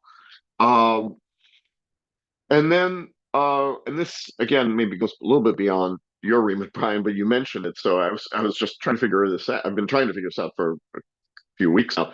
How do you explain the concurrent repression of Telegram on the one hand, and its continued use by government officials? It seems so kind of schizophrenic. I'm trying to sort this out, so I'm wondering if you have any thoughts. Then on the example you gave of Starovoyt, and that made me wonder to what extent the repression of elites is about these Gorky, the kind of trying to sort things out between elite subgroups, right? Because you mentioned that Rottenberg had been a winner in the wartime effort, but at the same time, one of his clients was obviously targeted. So how is that all sorted itself out? And then the informal rules of the game that govern Russian elite politics are increasingly unclear to the players themselves. Who's off limits? Is anyone off limits? And I'm wondering if you have any thoughts on what the rules are right now. is the is it the security services, or maybe just the FSB just working to dominate all the others, or is there something more complex going on? And then finally, and maybe I guess you kind of made your views clear, but I want to sort of discuss this a little bit more on the debate over the extent to which Belousov has formed his own team and established control over the MOD. Andrei Yakovlev had fairly prominent article arguing that he's got a bunch of control. So what do you think about his future prospects? Is this because I was kind of the same opinion as you were, that as you stated, that he doesn't have full control. But is this just kind of, are we just kind of stuck in conventional wisdom, and we should actually be looking in more depth at what's going on within the MOD? So I'll stop there. I think been more or less Perfect. on time. Yes, So absolutely. yeah. Thank you so much. So I will give Brian the opportunity to reply briefly. I don't know. I asked Mark already. I don't see question in my question and answer, new question in my question and answer blog. So I give Brian the floor and ask also other participants in case just to raise their hands if they want to ask questions, even about the first part of the workshop or this one. I have a question myself, but I will speak at the end if there is time. So please, Brian, you have 3-4 minutes. Great, thanks. So really interesting remarks, Dimitri. And for those who are watching who don't know, he follows the military itself much more closely than I do. So, I would take on faith the comments that were made about, the movements of personnel and that kind of thing. In terms of this notion about, the military are going to be the new elite in Putin's Russia, I'm somewhat skeptical that it's going to be a broad phenomenon. I mean, there's been reporting about efforts to find veterans who are suitable candidates for the Duma elections, for example. And I'm not going to remember where the report was, but basically it was like the number that they're expecting to try and get into the Duma keeps going lower and lower as Kiriyenko, who's for those who don't know, the domestic sort of politics czar within the presidential administration, rules candidates out as not suitable. So you hear lots of stories about some of these people getting fairly low level sort of municipal type jobs where they have a state position, but not at the level that they're going to be super influential going forward. So that's what I would say about that question. Would there be pressure to sort of back off the repression if the war ends? Interesting question. I admit I haven't contemplated it a lot because I don't think the war is ending anytime soon. So I'm not sure, what the situation will look like when and if this war does end. I mean, it'll end sometime, but I don't think it's coming soon. Would there be pressure?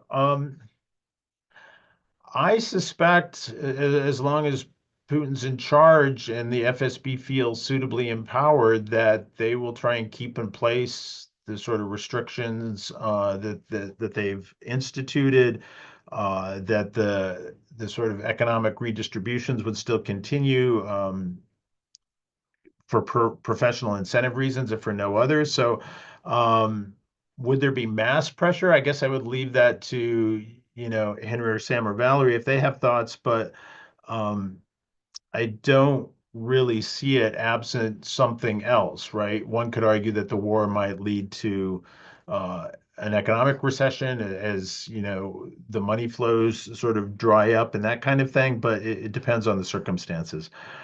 In terms of Telegram, I think the most obvious explanation for the crackdown, even though it's still widely used among Russian elites, including, the domestic policy team, is that the FSB is unhindered here, right? That they have a green light from Putin to do this.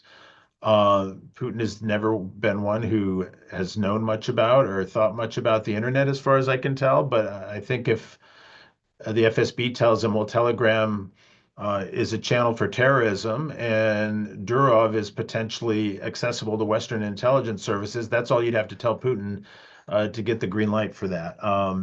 And I think the domestic political people who want to use it will have to find ways to work around it, or move to the Kremlin platform Max, which coincidentally is also connected to one of Putin's friends, Kovalchuk.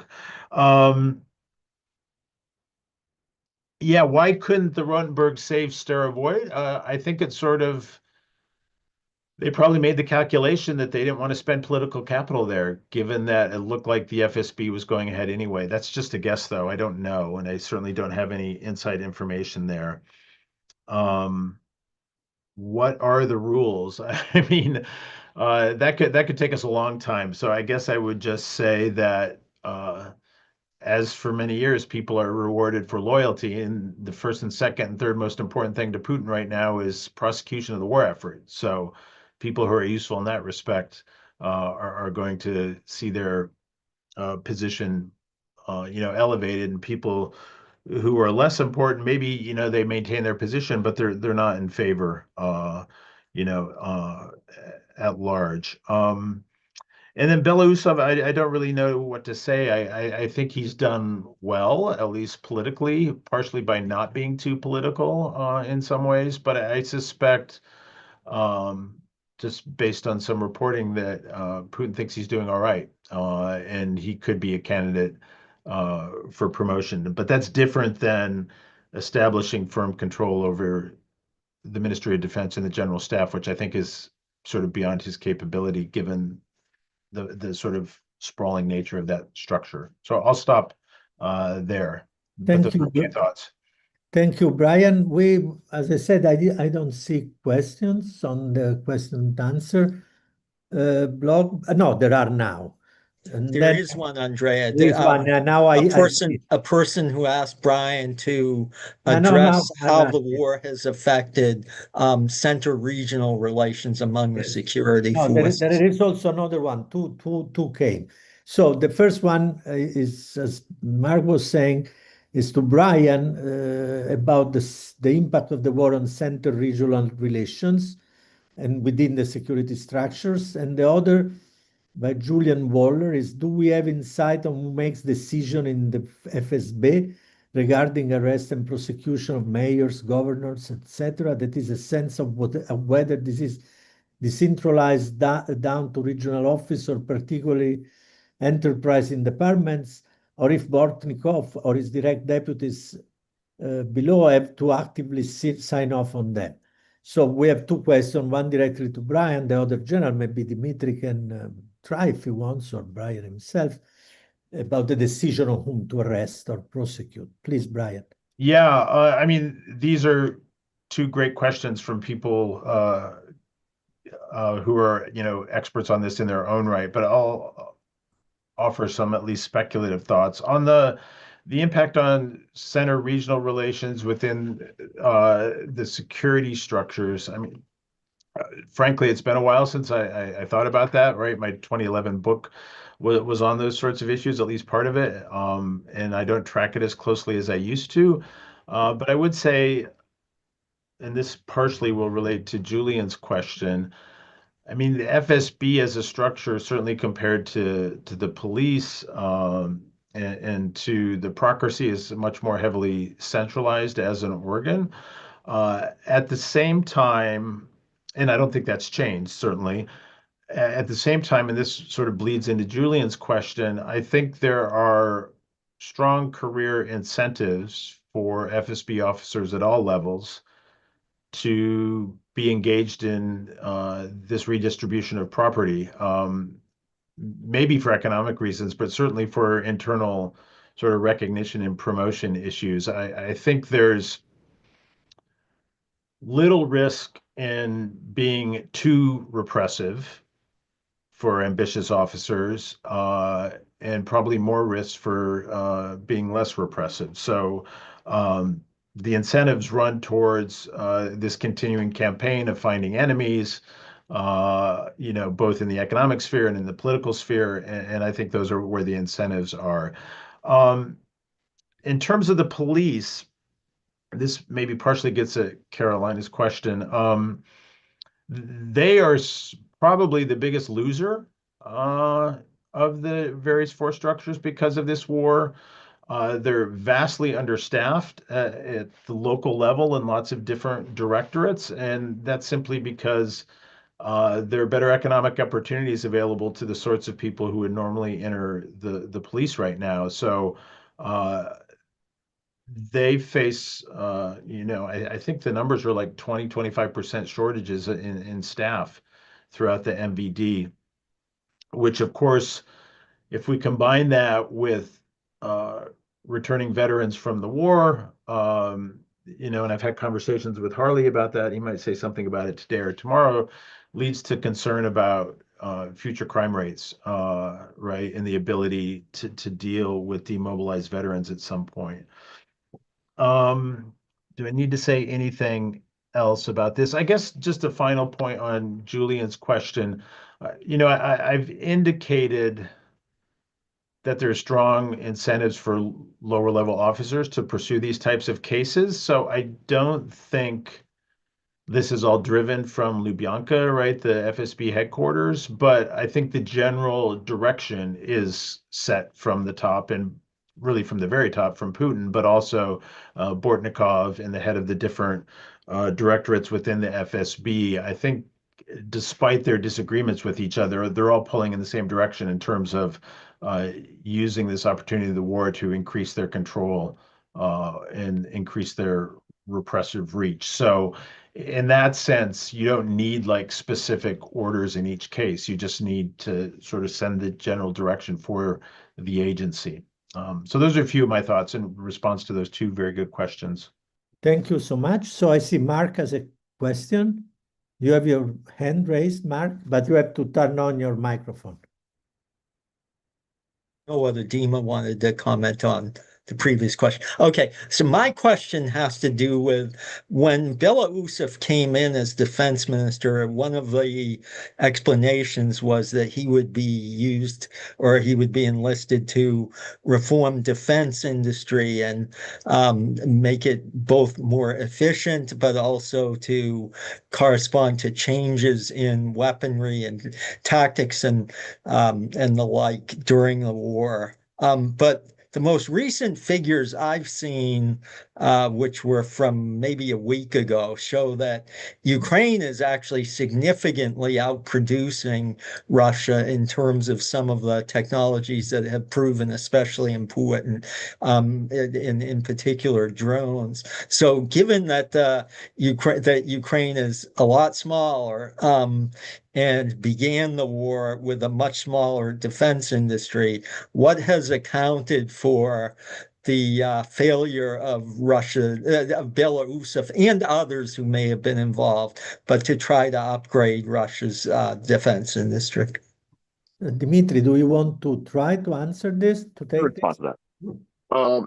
So we actually had there was a session yesterday on a new report that's going to be coming out soon on Russian defense industry from SIPA that touched on some of these questions. And one thing that struck me is, I would say there has been progress. So like Russian defense industrial production has increased compared to where it was 4 years ago. So it's not like they've done nothing. And where it's actually been most effective in terms of progress has been in drones. Right? They went from not really having much of a drone production industry to one that's where I don't know enough about the Ukrainian side to know the Russian production is now outpacing Ukrainian or not, but I do know that the gap certainly narrowed a lot compared to what it was a couple of years ago. And so one of the things that struck me in sort of whereas if we talk about other aspects, like let's say production of tanks or artillery, there's been a lot less progress, and a lot of what's been the increase in production has been more about repairs and modernization rather than making new tanks, let's say, right?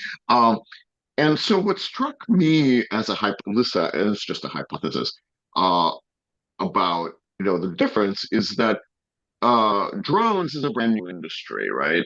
And so they're building new facilities, they're creating new troops. Whereas the things like armor and artillery is basically like just outgrowth of the Soviet military industrial complex, right? So there's a lot more kind of sunk, you know, uh, path dependence and sunk costs and all those kind of entrenched bureaucracies that I think slow down innovation for the older defense industries, and that's less of an issue for something brand new. So again, I don't have any evidence for this. This is just a hypothesis, but it's something that sort of struck me as a possibility to explain these different rates of progress, let's say, in defense industry. Thank you. We have Henry. Please, Henry. Yeah, thanks so much. Really interesting discussion. One of the really interesting observations you made, Brian, I thought was just the idea that there don't seem to be any big heroes emerging from this war, which is sort of in contrast with the Ukrainian side, where you have some, big figures, right? Like starting with Zaluzhny, but also battalion leaders, who could be pretty prominent public figures and sometimes, talk about running for office. And they have run for office in the past before the full-scale invasion led to suspending of elections. So I guess I was just interested in how about like at the level of promotions? So I don't know if this is question you have information on, or if maybe Dima.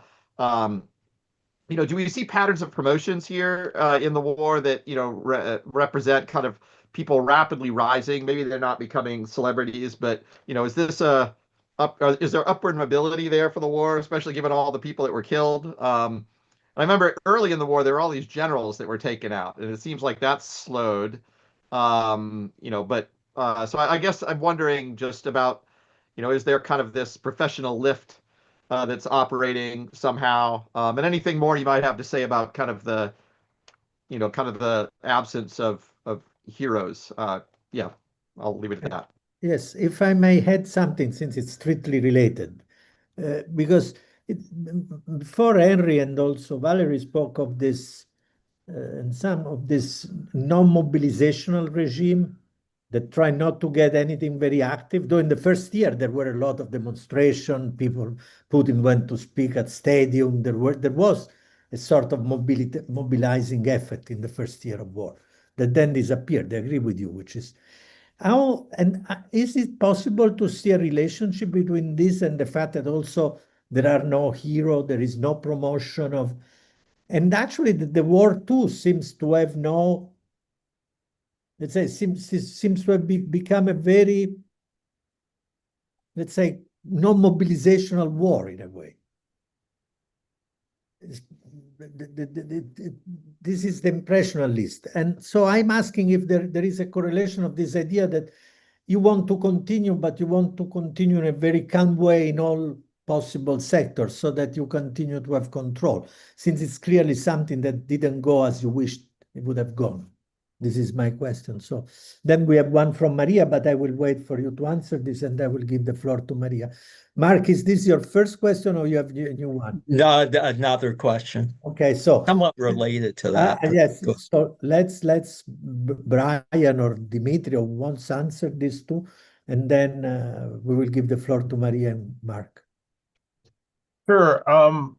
I can start. I guess I will leave to Dimitri the part of Henry's question about the sort of social lift and replacement of officers. He already addressed that a bit in his remarks, and he might be able to say more about it.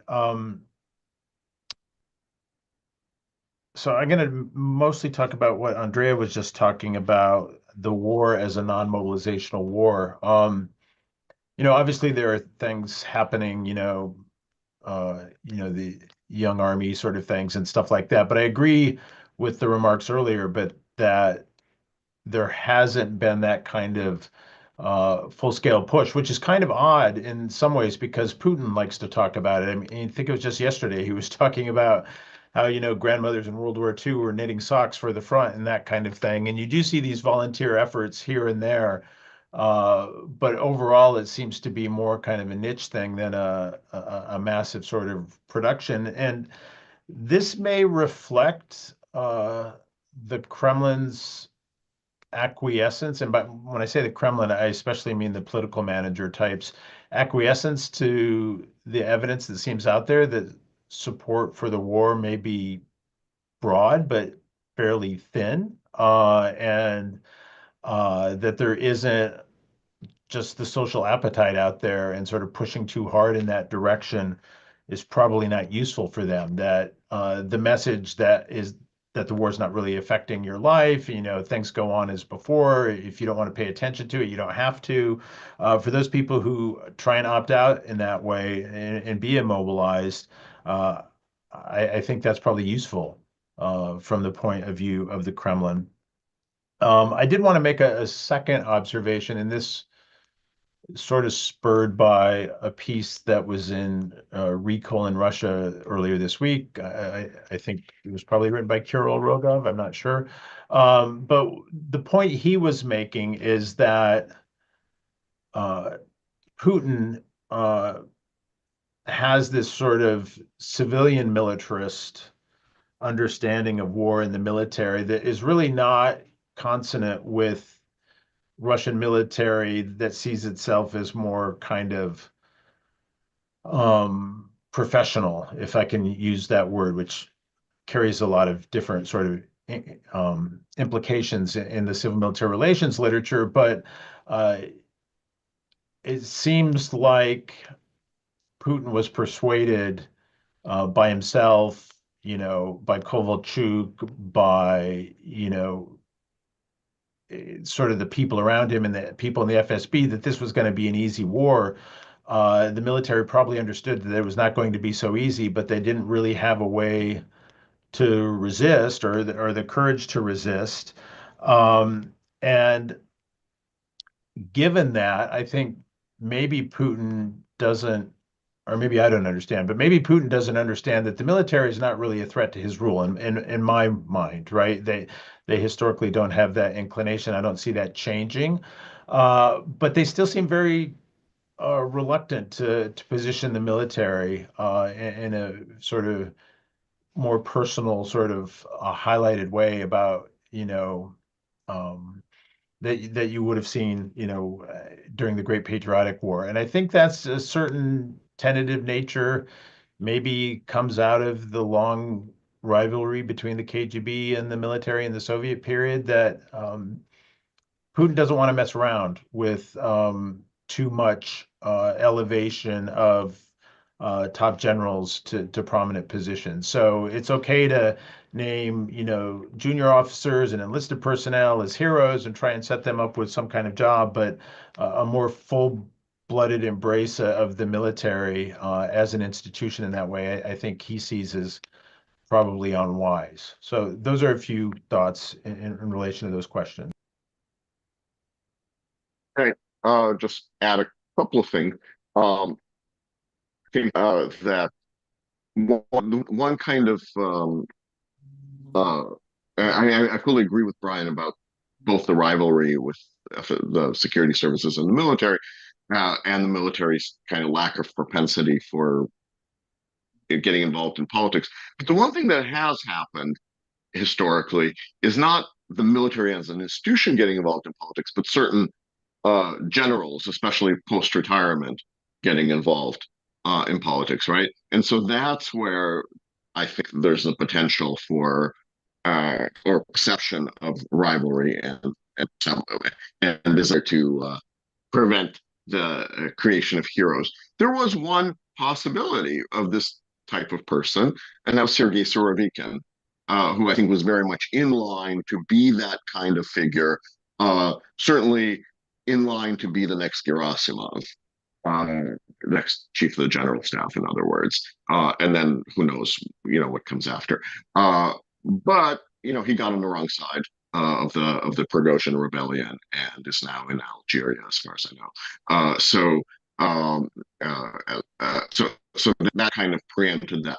On on the promotions, I mean, I already said that the corollary of more rapid turnover of senior of commanders is that you are pulling up uh, younger generals or more junior generals into higher positions more quickly.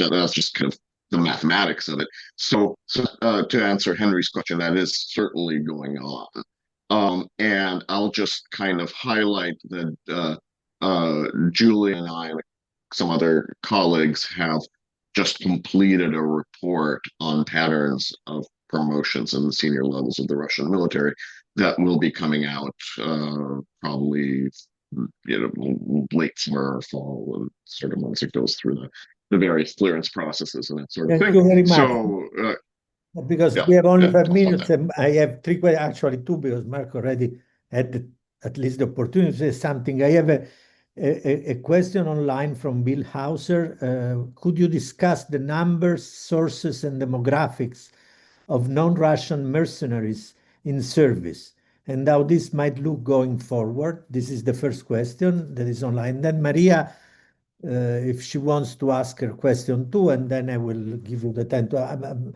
Mark, you asked me before, we will profit of the discussion tomorrow, the final discussion, to ask other questions, because I think by 2 o'clock we have to close this, if I'm not mistaken. Please, Maria. I'll be very quick. Thank you so much for this great discussion. So my question is, when I look at civilian elites, I see a very clear pattern of rotation that emerges about mid-2010s, where after 2014-15, there's a clear promotion of younger people and forcing replacement of the older ones. I'm talking specifically of the MFA, foreign ministry. Do you see similar patterns in the military leaderships or any other structures of the Russian elites? Thank you. So if Brian or Dimitri want to address these two questions, the one from Maria and the other about non-Russian mercenaries, please. If I'm interpreting the question about non-Russian mercenaries, He wants data, numbers, sources. right? No, but does that mean citizens from countries other than Russia Yes. coming and fighting on the side of Russia? Yes. Is that what we're talking Yes. about? I just don't know those numbers off the top of my head. My sense is it's not a major phenomenon. I mean, there have been a series of episodes where, especially people from the global south are sort of tricked into coming and fighting in Russia, and like this has been from Nepal, several countries in sub-Saharan Africa. Now there's some concern about India. There's been concerns about Central Asia, but I don't think, maybe Dimitri knows better than I do, that moves the needle much in terms of the overall numbers.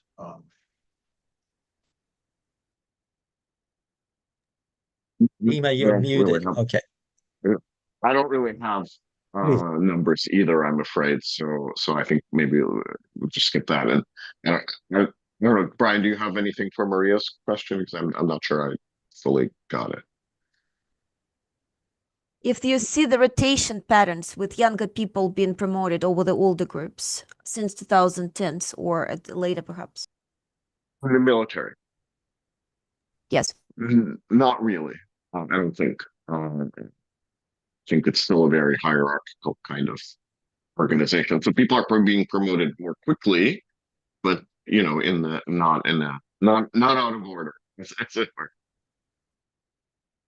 Okay, so I checked. We have another half an hour actually. So we have Harley Pulitzer with a question, and then Mark Kramer. So maybe Mark was before, but Harley didn't speak up to now. So I will give the floor first to Harley, and then immediately after to Mark, and maybe there will be people answering them. Please, Harley. I thought we were ending it too, but anyway, go ahead. Harley, you're muted.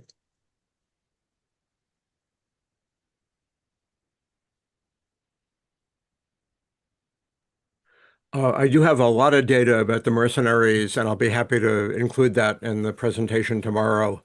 But basically, they have brought in people from 50 different countries. They have had 15,000 or so North Vietnamese, hundreds and perhaps thousands from other places. North Koreans. Give you some data. Mark? For some reason I thought we were ending at 2 today, No, Andrea. I checked online. I thought at 2 too, but then I went, that was, I believe, but it says 2:30 EDT online. Well, No, tomorrow it's it's tomorrow, definitely it's tomorrow. 2:30. Sorry, it's tomorrow. Yes, yes. Because Um, I checked to be sure and I made a mistake. So it was better not to okay. check. Okay, because So, I mean, sorry. I was going to come back to my question tomorrow, so let's wait Okay, until tomorrow, I think. absolutely. All right, so on behalf of Andrea and myself, let me thank all of the participants today, the audience, the Davis Center staff who made it possible. So tomorrow we will similarly be having two segments. The first, and Maria Snegavaya, who asked that last question, and Peter Rutland, who was here, will be leading off the first session dealing with the Russian economy and how it has been affected by the war. And in the second session, we'll be having demography, which is going to be discussed by Harley Balzer, who just spoke, and Cindy Buckley. And then we will have a wrap-up discussion of a half an hour to deal with questions that came up and that we weren't able to address now. I, like Harley, also have data on some of the mercenaries, although it's not North Vietnamese. North Vietnam no longer exists. It's North Koreans. So anyway, okay. So with that, let me thank everyone and call an end to today's session. Yes, thank you. Bye-bye.